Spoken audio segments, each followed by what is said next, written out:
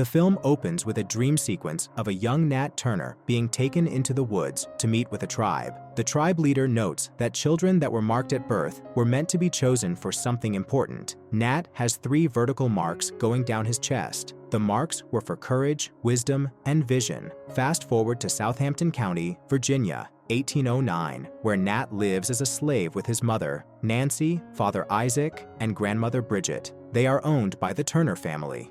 Nat frequently plays with the Turners' young son Samuel. They are best friends. One day, Sam's mother, Elizabeth, calls him for supper, and Nat spots a book sitting on the rocking chair on the porch. He steals the book and runs home. That night, Nat stays up reading the book. The next day, all the slave children were served food in one bowl. They all scrambled for the food, and by the time Nat gets space to eat, the food was already finished. His father, Isaac, saw that Nat didn't get any food and felt sad. That night, Isaac snuck out and went to steal food for his son. He is caught stealing food by 3 white men, led by Raymond Cobb. Isaac is nearly shot, but he grabs Cobb's gun and causes one of the men to get shot in the head. Isaac flees and spots Nat in the woods. He takes him back home to safety. Isaac tells Nancy that he must leave. Before he leaves, he tells Nat to take care of his mama and that he is a child of God and he has a purpose. He bids his family goodbye and runs away. Cobb and Mr. Turner show up at Nat's house to find out where Isaac is. When Nancy and Bridget say they don't know where Isaac is, Cobb asks Mr. Turner to leave so he can deal with the women alone. He asks again where Isaac is, but none of them talk. He asks Nat, but he also doesn't speak a word. As he is threatening them, a can of the stolen food rolls on the floor, and Nat's grandma pretends to beg Cobb and grabs and hides the can. Elizabeth, the lady of the house, speaks to Nancy as she is hanging the laundry. She tells Nancy that her son told her that Nat could read. She couldn't believe it, so she tested him, and sure enough, he could read. Nat's mother says that Nat doesn't mean no harm and promises to whoop him when he comes home, but Elizabeth says not to do that. She says that she will teach Nat to read even better. Elizabeth brings Nat to live in the main house and teaches him with the Bible. Nat is later seen giving a sermon at a church full of white people. Benjamin Turner becomes sick and passes away. Before he died, he said that Nat should work on the field, so he no longer reads nor stays at the main house. He picks cotton for years until he is an adult man. He has also become a preacher, preaching for the slaves. One day, after Sam's sister's wedding, Reverend Walthall tells a now-grown Samuel that white people are finding it hard to feed and clothe their slaves because of the drought. The slaves are getting restless, and people will pay good money to have their slaves calm down, especially by one of their own. He suggests that Samuel will get paid to have Nat preach to his fellow slaves. The following day, Nat sees a small white boy drop his doll.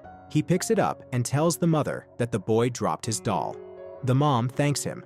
When he hands the doll back to the baby, his father sees him and hits Nat with a cane. He continues hitting him until Nat grabs his cane and stops him.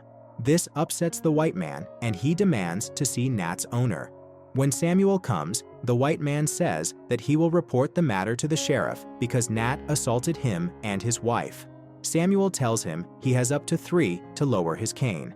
The man walks away. On their way home, they pass by a slave auction. Nat is taken by a wench named Cherry that is being sold off. She just turned 18, and Nat sees a white man getting turned on when he looks at the girl. He knows what the man is planning to do to the girl, so he convinces Samuel to buy her as a wedding gift for his sister. Samuel is reluctant, but finally decides to buy her for $275. When they get home, Nat tries to help Cherry climb down the chariot, but she attacks him. She is pulled off and later fixed up to look nicer, so she may be given to Samuel's sister, Catherine. When Cherry Ann is given to Catherine, she is so happy and thanks her brother. Nat thanks his mother for making Cherry beautiful. Catherine and his mom leave to go live in Catherine's new home. While Cherry is waiting in the chariot for Catherine, Nat, who has come to bring food for the horses, says hello. Cherry apologizes to Nat for attacking him. Nat then gives her flowers. The following Sunday, when Nat is preaching to the slaves, Cherry walks in and Nat is taken aback by her beauty. He gets confused and his congregation laughs. After church, the two meet and Nat gives Cherry a gift and tells her that he thinks about her all the time. Time passes and one day Nat proposes to Cherry and she says yes. He also tells her that he spoke to Samuel and he agreed to give them a cabin for when Cherry visits. They later get married. A few days later, Reverend Walthall approaches Samuel and suggests that Nat go on a tour to preach to the other slaves in the county, and in return, Samuel and his family would receive monetary compensation. He said he could make a good amount of money and pay off his debts. He asks what's in it for the Reverend, and he says that he wouldn't mind if he is given gifts in return. The following day, Nat says goodbye to his mother and grandmother as he leaves to begin preaching. He goes to the first home where the owner says that his slaves are rebellious because he's been feeding them one meal a day due to hardship. He tells the preacher to preach to them about obedience and submission and that they'll go to heaven if they submit. When Nat sees the slaves, it breaks his heart because they look weak and beaten up. Nat, however, preaches to them about submitting to their masters, whether they are good or bad. When they are outside waiting for the host to pay Samuel, Nat sees the host's daughter running around with a little slave girl tied with a rope on her neck. Sam is paid, and Nat looks away. They then leave. When Nat reaches home that day, Cherry tells him that she is pregnant. They are both happy. Over several months, Nat does his work in preaching, and Samuel continues being paid for it. Later, Cherry gives birth to a girl named Joanna. On Nat's travels in his preachings, he becomes aware of the cruelty of the plantation owners toward their slaves. One day, Nat and Samuel watch as a man breaks out all of a slave's teeth and force-feed him through a funnel because he has refused to eat. Nat is still forced to preach to the slaves.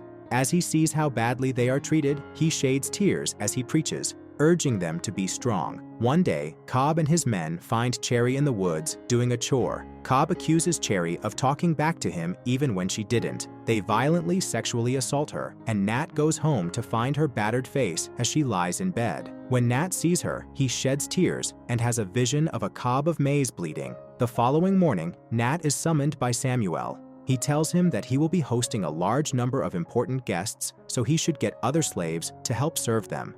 During dinner, Nat is asked to pray for the food, and he says a very emotional prayer about God fighting for the oppressed.